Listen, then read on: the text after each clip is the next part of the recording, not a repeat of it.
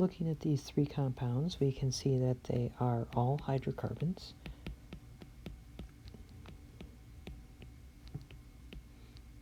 Compounds that contain only carbon and hydrogen, and as such, they are all nonpolar. Therefore, the only intermolecular forces present are London dispersion forces. The relative strength of the London dispersion forces is going to increase as we go from methane to ethane to propane.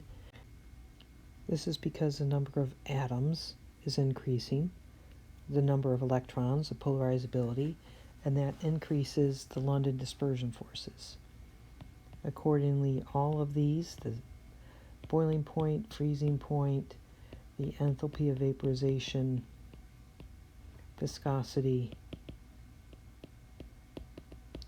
all of these physical properties are going to increase.